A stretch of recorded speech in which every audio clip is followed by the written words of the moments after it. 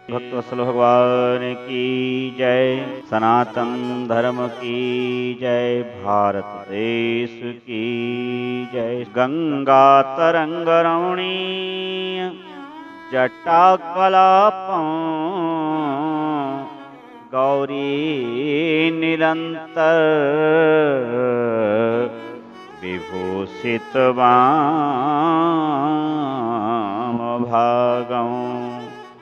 नारायणं मनंग मदापहारं वाराणसीपुरपत्यों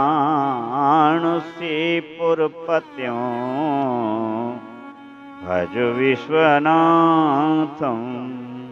प्रिय भक्तों, आप सबका मंगल हो। भगवान शिव और शिवा आप पर नित्य अनुराग लुटाते रहे। आइए हम भगवान शिव पुराण के रुद्र संहिता के अंतर्गत सुनते हैं कि क्यों भगवान सदाशिव ने शुक्राचार्य जी को निगल लिया था। मित्रों, प्रहलाद का पुत्र अंधक हुआ और अंधक ने बड़ा भारी तप किया और उस तप के कारण उसने ब्रह्मा से वर ले लिया कि संसार में किसी से भी मेरी मृत्यु ना हो। अब वह अपने समस्त योद्धाओं सहित उसने सभी देवी देवताओं को जीत लिया।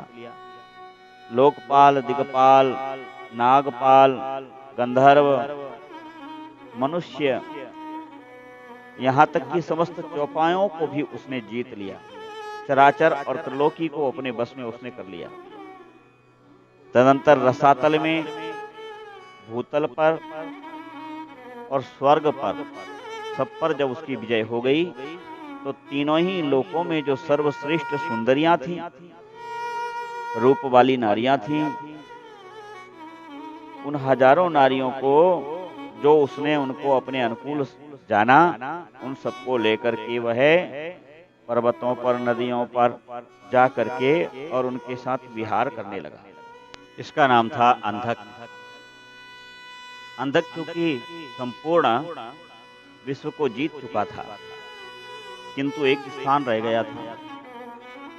अतः अब उसने मन में विचार किया कि क्यों ना कैलाश को भी जीता जाए। यद्यपि कुछ दैत्यों ने और दानवों ने मना किया कि दानवराज, भगवान शिव हमारे आराध्य हैं, किंतु उसने किसी की सुनी नहीं।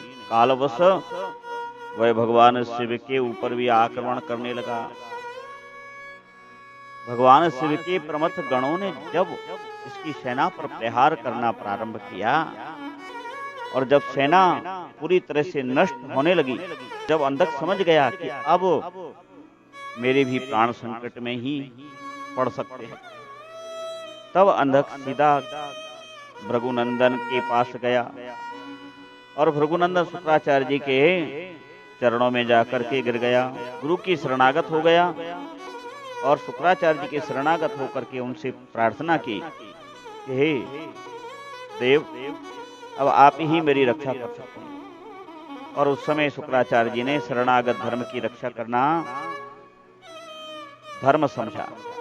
फिर तो भाई अंधक के साथ युद्ध स्थल में गए और आदर पूर्वक विद्या के स्वामी भगवान शंकर का स्मरण करते हुए एक एक दैत्य परम मृत संजीवनी विद्या का प्रयोग करने लगे। उस विद्या के प्रयोग करने से सभी दैत्य दानव वीर एक साथ पुनः जागृत हो गए और वह और बली हो गए। हथियार लिए हुए फिर उठ खड़े हुए। पुनः युद्ध प्रारंभ हो गया और समर भूमि में बड़ा भयंकर युद्ध छा गया। भगवान शंकर ने जब ये देखा तो उन्होंने तुरंत अपने नंदी को कहा कि हे नंदी, तुम वेग से जाओ और उन भृगुनंदन को वैसे ही उठा लाओ जैसे बाज लवा को उठा लाता है।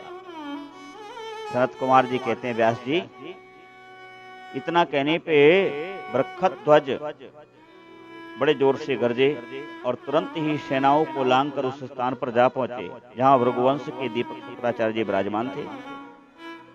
वहां समस्त दैत्य हाथ में पास खड़ग वृक्ष पत्थर खंड लिए उनकी रक्षा कर रहे थे। यह देखकर केवलशाली नंदी ने उन दैत्यों को विक्षुब्ध करके शुक्राचार्य जी को उसी प्रकार अपहरण कर लिया जैसे बाज लवा को उठा लेता है। महाबली नंदी के द्वारा पकड़े जाने पर शुक्राचार्य के वस्त्र खिसक गए, आभूषण गिर गए, केश खुल गए। जब देव शत्रु दानव उन्हें छुड़ाने के लिए सिंहनाद करते हुए नंदी के पीछे दौड़े तो नंदी ने उन सब को मूर्छित कर दिया और भगवान शिव के चरणों में ला करके उस राक्षस राज, उस दैत्य राज, उस दानव राज अंधक को पटक दिया और कहा कि यह आपकी सेवा में। भगवान ये शुक्राचार्य उपस्थित हैं। तब भूतनाथ देवादिदेव शंकर ने पवित्र पुरुष द्वारा प्रदान किए हुए उपहार की भांति जैसे कोई नैवेद्य अर्पित करता है कोई फल, ऐसे शुक्राचार्य को पकड़ के मुख में डाल लिया।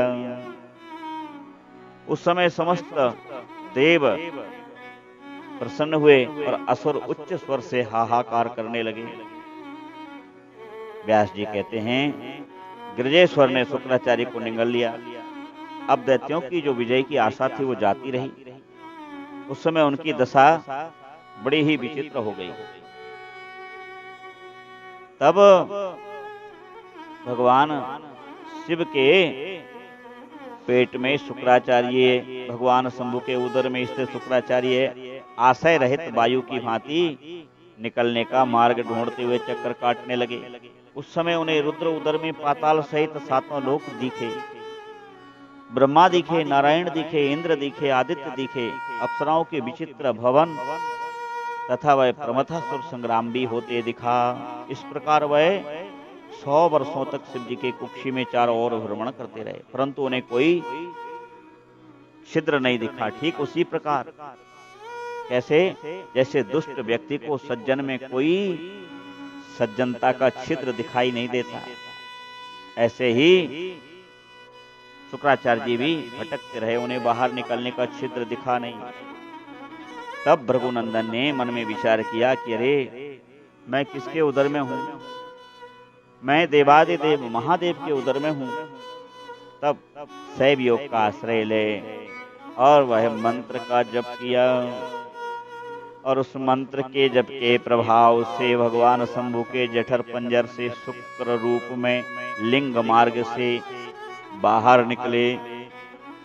तब उन्होंने शिव जी को प्रणाम किया और गौरी ने उन्हें पुत्र के रूप में स्वीकार कर लिया और विघ्न रहित बना दिया। तदंतर करुणा सागर महेश्वर भृगुनंदन शुक्राचार्य को वीर्य के रास्ते से निकला हुआ जानकर मुस्कुराते हुए बोले। भगवान शिव ने कहा, भृगुनंदन क्योंकि तुम मेरे वीर्य मार्ग से शुक्र की तरह बाहर निकले हो, इसलिए अब आज से तुम्हारा नाम शुक्र ही रहेगा। अब तुम शुक्र कहलाओगे और आज से तुम मेरे पुत्र हुए। बोलिए श्री भक्त वत्सल भगवान सदाशिव भगवान की जय।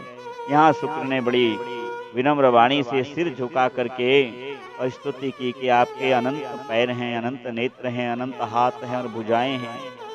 आपकी मूर्तियों की भी गणना नहीं हो सकती। ऐसी दशा में आपकी स्तुति में किस मुख से और किस मस्तक को झुका करके करूं। आपकी 8 मूर्तियां बताई जाती हैं, किंतु आप तो अनंत मूर्ति हैं जो मैंने उदर में देख लिया।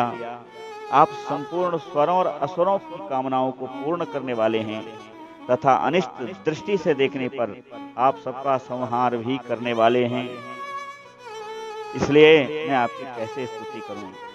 इस प्रकार भगवान शिव की स्तुति उन्होंने की। बोलिए सनत कुमार की जय। बोलिए श्री शंकर भगवान की जय। पार्वती मैया की जय। आप सबका मंगल हो। आगे की कथा में पुनः इस पर हम चर्चा करेंगे। जय जय श्री सीताराम नाम महाराज की जय। श्री राम जय राम जय जय